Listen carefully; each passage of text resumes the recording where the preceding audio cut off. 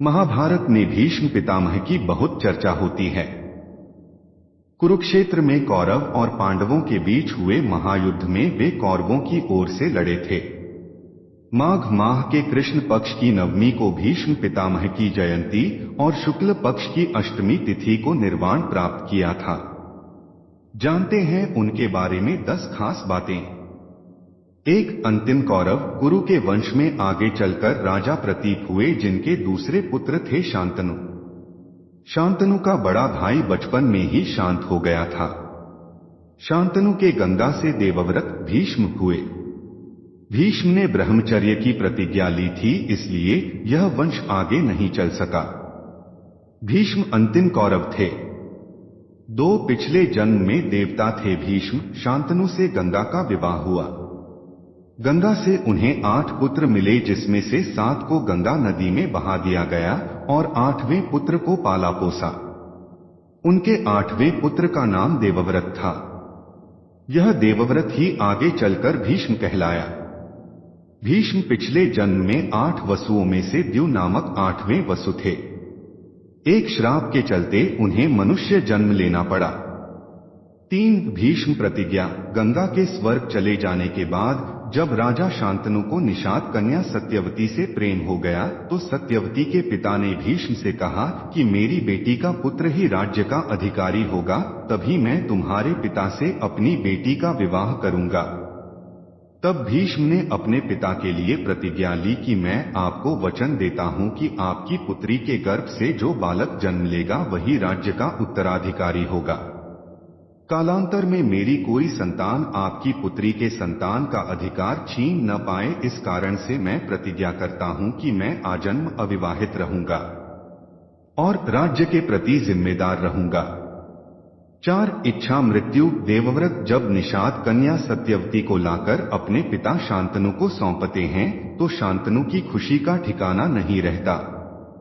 शांतनु प्रसन्न होकर देवव्रत से कहते हैं, हे पुत्र, तूने पितृभक्ति के वशीभूत होकर ऐसी कठिन प्रतिज्ञा की है जो न आज तक किसी ने की है और न भविष्य में कोई करेगा। तेरी इस पितृभक्ति से प्रसन्न होकर मैं तुझे वरदान देता हूं कि तेरी मृत्यु तेरी इच्छा से ही होगी। तेरी इस प्रकार की प्रतिज्ञा करने के कारण तू भीष्म कहलाएगा और तेरी प्रतिज्ञा भीष्म प्रतिज्ञा के नाम से सदैव प्रख्यात रहेगी। 5, काशी नरेश की पुत्रियों का अपहरण। सत्यवती के कहने पर ही भीष्म ने काशी नरेश की 3 पुत्रियों अंबा, अंबालिका और अंबिका का अपहरण किया था। बाद में अंबा को छोड़कर सत्यवती के पुत्र विचित्रवीर्य से अंबालिका और अंबिका का विवाह करा दिया था। अंबा को इसलिए छोड़ा था क्योंकि वह किसी और राजा से प्रेम करती थी। बाद में उस राजा ने जब अंबा को त्याग दिया, तो अंबा ने परशुराम और शिवजी की शरण लेकर न्याय मांगा।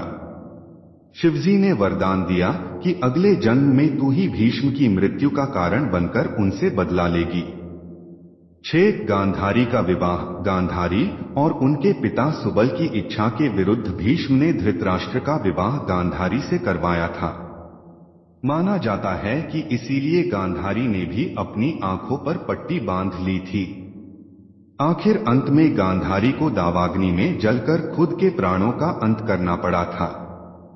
गांधारी अपनी इस दशा के लिए भीष्म को ही दोषी मानती थी। 7, द्रौपदी चीरहरण।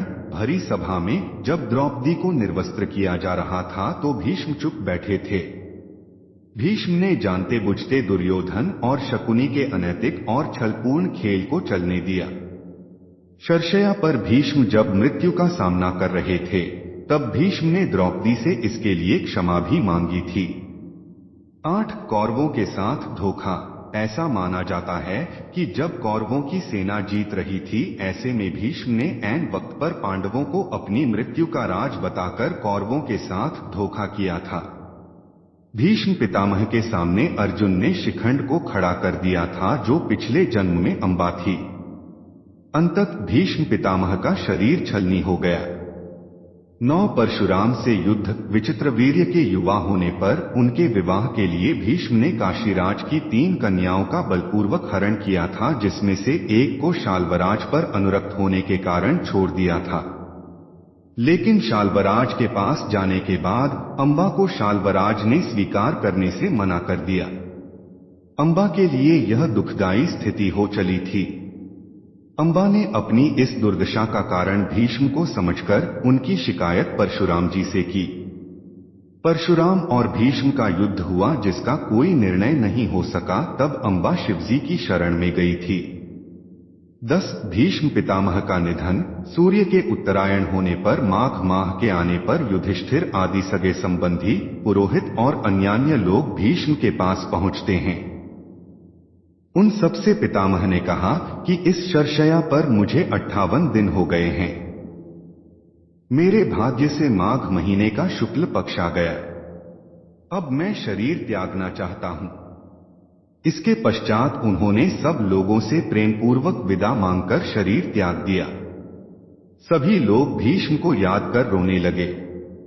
युधिष्ठिर तथा पांडवों ने पितामह के शरविद्ध शव को चंदन की चिता पर रखा तथा दाह संस्कार किया। कहते हैं कि भीष्म 150 वर्ष जीकर निर्वाण को प्राप्त हुए। अभी के लिए इतना ही, फिर मिलेंगे एक नए कहानी के साथ। तब तक के लिए नमस्कार।